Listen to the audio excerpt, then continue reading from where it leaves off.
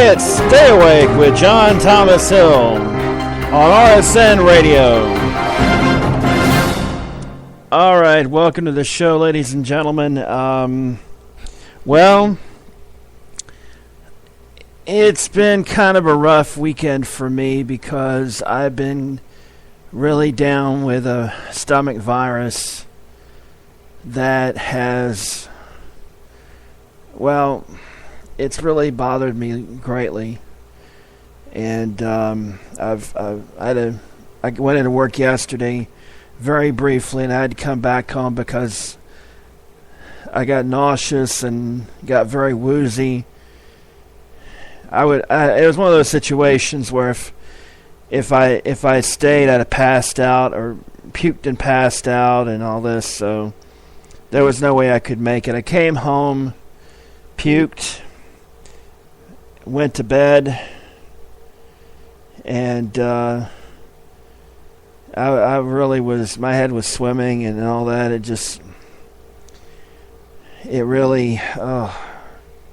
I still kind of feel, my stomach's feeling better. It's just I'm weak. So it's been really kind of a rough time lately.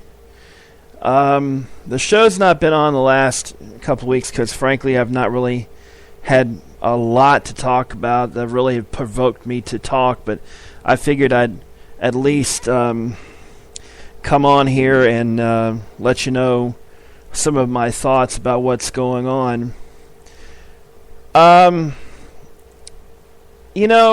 tired of the whole scapegoat Obama thing because all it does is it basically says is that you have no real solution, so let's just blame the black guy.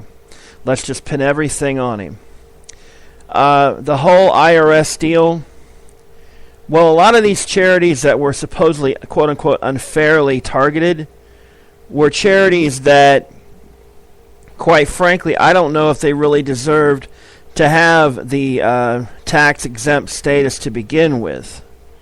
And it is the IRS's job to look into these things. Now, maybe they should have been a little more vigilant against liberal groups, perhaps, but generally speaking, when it comes to a lot of these groups that pretend to be religious but are, in fact, are more or less political, conservative groups tend to be more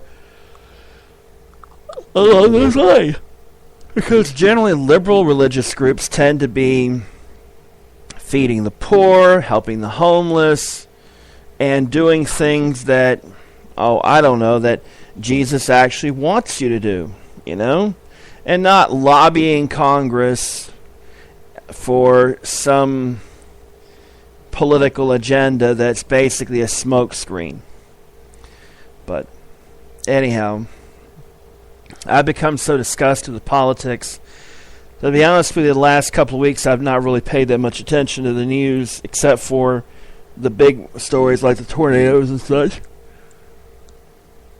And obviously, my heart goes out to those people that who were killed, their families of the people who were killed and injured and such. It's one of those things that really should unite us. But unfortunately, certain congressmen don't understand that, while I understand the principle of, well, if we're going to have disaster aid, we better make sure we can pay for it. I can understand, but we're a rich nation. We've got the money to pay for the aid. Let's get the aid out there and let's figure out how to pay for it later, But some people had to put principle above practicality for some strange reason, even in their own home state. So, anyhow. But it just bothers me. And I'm sick and tired. I've become so cynical lately. It's not even funny.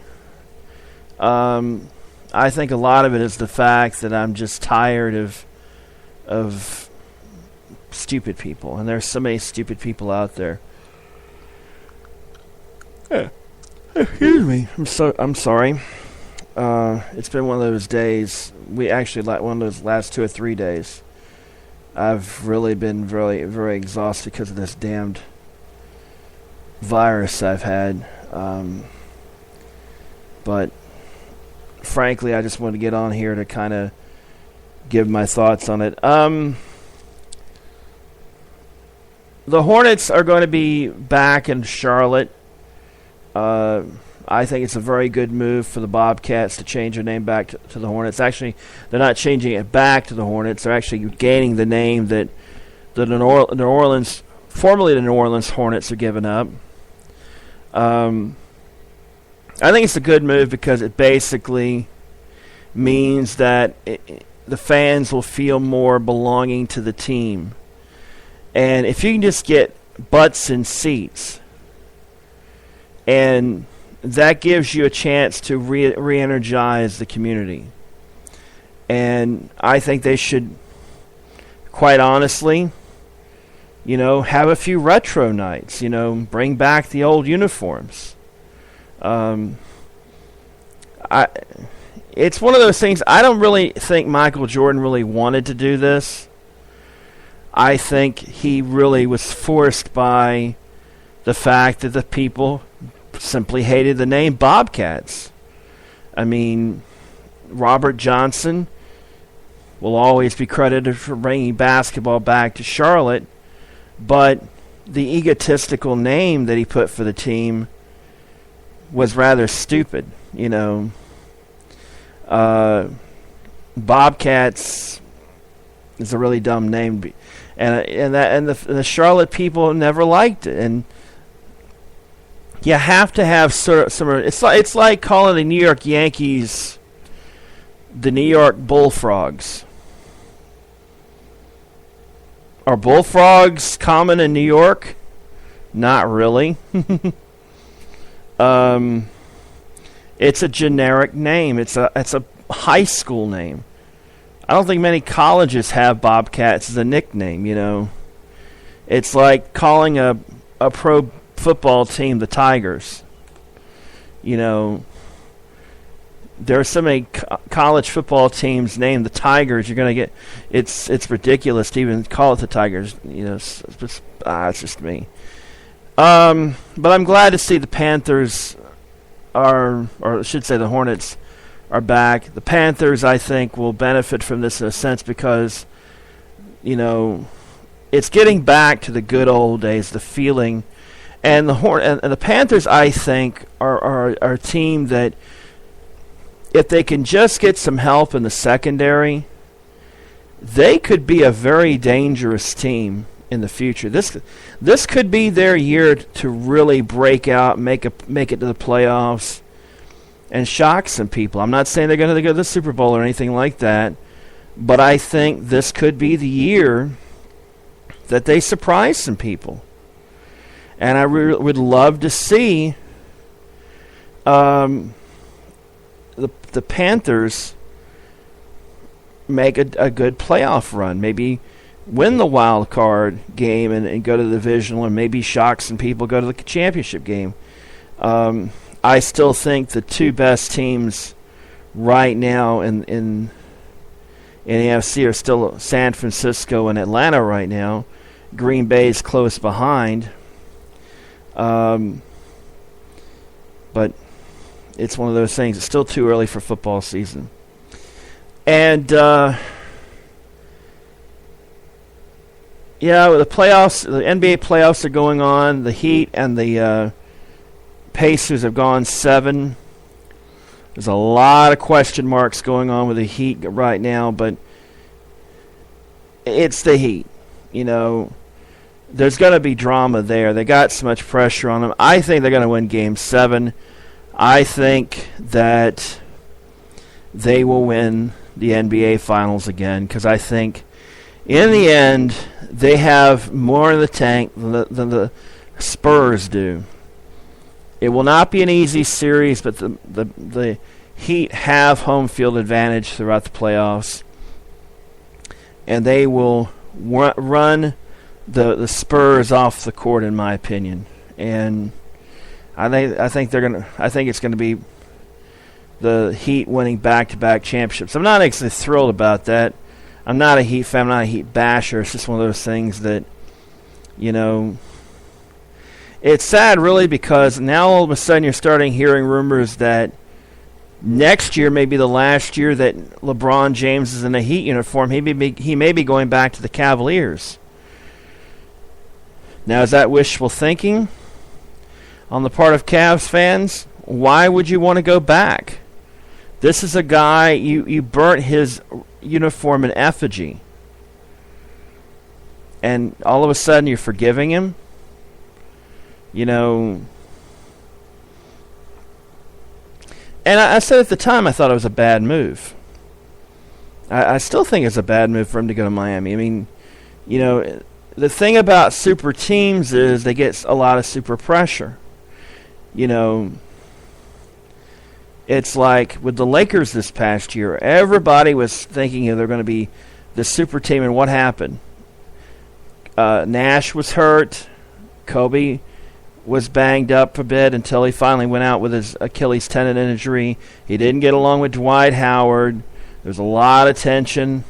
Mike Brown gets fired early on in the season. They have turmoil with the head coach. D'Antoni can't get them together. They barely make it into the playoffs, and they get swept by the Spurs. You know, the reason the Spurs have been successful is that outside of Parker, Ginobili, and Duncan, they don't really have that many stars. I mean, even Ginobili and Parker are not huge stars in the United States. Internationally, they are. But, you know, Tim Duncan is so quiet. I mean, it's hard to believe the guy has been in the league as long as he has been. I mean, he's a veteran. He won his first championship in 1999. He's been the keystone for that team, and yet it's like you forget about him. You forget until you see the Spurs are constantly up there in the standings. You know, it's bizarre, really. They're always in contention. You know, and Tim Parker rarely gets hurt. So.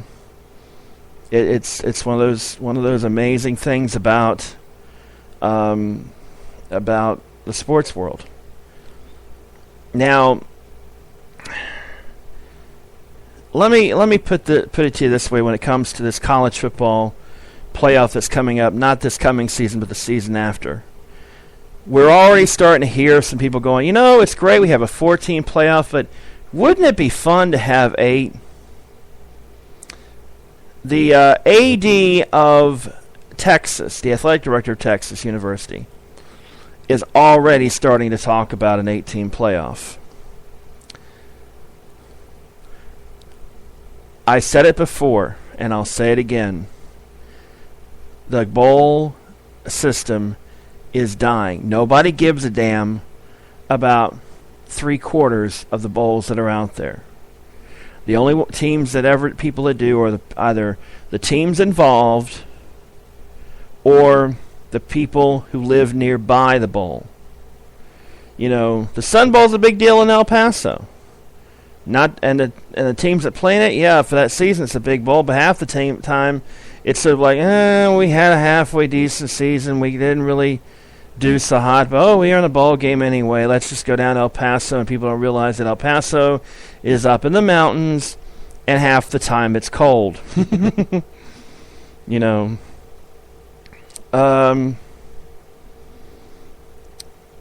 really, the time has come to retire the bowl system. The only way I would keep the bowls around is if you allowed teams to play more than one bowl game, and you would have a prerequisite that said if you play, you have to win at least 7 games to go to a bowl game. Or I would say 8, and if there are too few teams, then you can play 2 different bowl games if you want to. Let's say you're Virginia Tech and you finish 3rd in the ACC, and you know you got a team that, and let's say you're Purdue. You have a very good season. Let's say you finished 4th in the Big Ten. And let's say you go to, let's go to the Big 12. Let's say you're Texas Tech. You finish third. And let's go out to the Pac-10. Let's say you're Oregon State. You have a good season. You finish third or fourth there. You know, you could play 2 bowl games between those teams and, you know, play a game around Christmas, play another game around New Year's, and have a bit of a mini tournament there. Nothing big. But I could see within 10 years bowl system being gone. 12 to 16 team playoff, maybe even as many as 24. And here's the thing. All this talk about, we can't have a playoff because it messed with academics. What about the spring sports? Lacrosse has their playoffs during the exams. A lot of baseball teams play. Track and field has theirs. And all of this, you have college basketball teams play during that time, during those exam times. You can make it happen, and look at Division I AA, Division II, Division III. They have playoff games during their exam times. So, I don't know. But anyhow, college basketball. The ACC is probably going to be the most dominant conference for many years to come because of the fact they're getting Pittsburgh, they're getting Syracuse, they're getting Notre Dame, and another year they're going to get Louisville. Maryland's leaving, but I have a feeling that Connecticut is going to come into the ACC really soon. The fact is that it's going to take away something from college sports. The ACC used to be that theoretically you were a day's drive away from your opponent at least. I mean, the farthest was Atlanta to Washington, and that's what? 15 hours by bus, depending on traffic. But realistically, I mean, let's see. It's 4 or 5 hours from the Triad to D.C. From Clemson, it's about 10 hours to Maryland. I mean, you wouldn't have to actually get on a plane. And I thought that was the whole point of college sports, was these regional conferences meant that you didn't have to hop on a plane or have huge van or bus rides to games and such. And now you look at it, you're going to have conferences which span the entire continent. And these aren't big. I mean, it doesn't make a damn bit of sense. I mean, and the ACC is one team away from getting a 16-team conference. The SEC probably will bring in some teams in the near future to fill that conference up. I'm looking at East Carolina. Yeah, they're in the Big East, or what was the Big East. They'll be now what they call the American Athletic Conference, I think they call it. If I'm the SEC, I go after East Carolina. I take a bit of a flyer and go, hey, it gives us North Carolina. East Carolina is always ignored. You put in East Carolina, all of a sudden, you not only have North Carolina, but you've got Virginia. At least the eastern part of Virginia. And I could see a potential where you might even see West Virginia come back into the go from the Big 12 to the SEC eventually, sort of a swap, if you will. Maybe I don't know. It's one of those. I don't think this whole conference expansion and transit moving and all this crap is going away anytime soon. I think that we're going to see another orgasm of it real soon. That's probably a bad word to use, but screw it, it's my show. What else? Oh. There is going to be a debate in the fall when the IOC decides what other sport is going to be in the 2020 games. It's coming down to squash, wrestling, and baseball/softball. Squash isn't going to make the cut. It would shock me if it did. It's going to come down to wrestling and baseball/softball. And for those of you who want to see baseball back in the Olympics, who want to see softball back in the Olympics, I hate to break it to you. There is a huge movement to bring the wrestling back into the Olympics. It's a shot. It's one of those situations where it should never have been dumped to begin with. And the irony is that back in February, it came down. They just had a debate about which sports to keep and which sports to get rid of.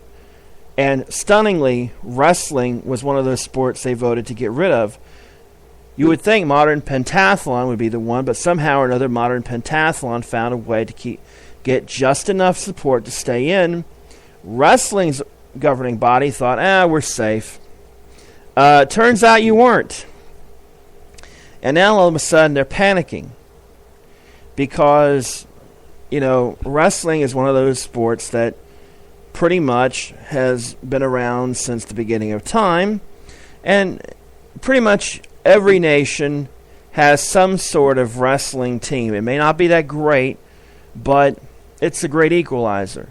You've got a lot of nations who aren't necessarily big-time sports. This is the only sport they do good in. A lot of Central Asian teams are great at wrestling. A lot of a lot of people want to see wrestling in there because the United States is pretty decent at wrestling. I mean, we have our moments. We don't dominate the sport, but we are competitive at it. And it's a very cool sport. It's just one of those things that most people don't really pay attention to it unless you live in the Midwest. And wrestling tends to be pretty big there, or the Midwest, or the plains. It's a big deal. Now, it's going to hurt baseball and softball getting back in, because if it were between baseball and softball and modern pentathlon, baseball and softball probably would get in. And I think there may be some movement to go, you know what? Why can't we have another sport in there? Let's put both in there, have the best of both worlds, and to be perfectly honest, it doesn't really break my heart that baseball is not in the Olympics, because it's like the major leaguers aren't even in there to begin with. It would be different if the major leagues took 3 weeks off and sent major leaguers to the Olympics. That'll never happen. Not as long as Bud Selig's commissioner. Now, Gary Bettman in the NHL knows that, hey, it's great publicity. We're trying to rebuild our sport. Of course we're going to send our guys to the Olympics. The owners really don't want that, but Gary Bettman realizes, hey, it's great publicity. We're trying to get asses in seats. We're trying to get this sport back. I mean, we don't... And, hockey's not going anywhere, folks, in the Olympics. It's a big-time sport. And baseball, softball, I hate to break it to you, but you're not getting back in the Olympics in 2020. You're probably going to have to wait till 2024. And even then, and then You got to try and get modern pentathlon out of there, and there's a lot of nations who... And why in the world have they not modernized the modern pentathlon? If I were running the damn thing, I would lose the horse racing and put in mountain biking. I would lose the shooting and put in archery. I would lose the fencing and put in wrestling. You could keep the cross-country run. You could keep the swimming. But that's me. I mean, I'm one of those people that, I don't know. Anyhow, that's just my opinion. The Winter Olympics are coming up this coming winter. They're going to be in Sochi. Hard to believe we're coming to another Winter Olympics. Hey, didn't we have the Summer Olympics not too long ago? Yeah. Yeah, that was last summer. Crazy thing is, you're going to start hearing a lot about Russian politics. There's a lot of stuff going on over there that a lot of Americans, if they really paid attention to, they would be quite frightened of the implications. And it's one of those things that if you got to keep your eye on things, because the way the world is going these days, it's real. I could go on a rant. I mean, Turkey's going to hell in a handbasket because the prime minister is sort of wanting to kind of get away from the secular roots of the country, and the people don't really want that. You've got the economy still sluggish, even though the stock market's doing good, and there's allegedly signs of growth, but the reality is most of the people are still not feeling that growth where it really counts. There are a lot of areas, including where I live at, where job growth is next to none.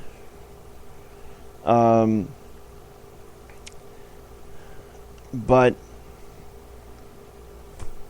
it is what it is. It's easy to blame the black guy, isn't it?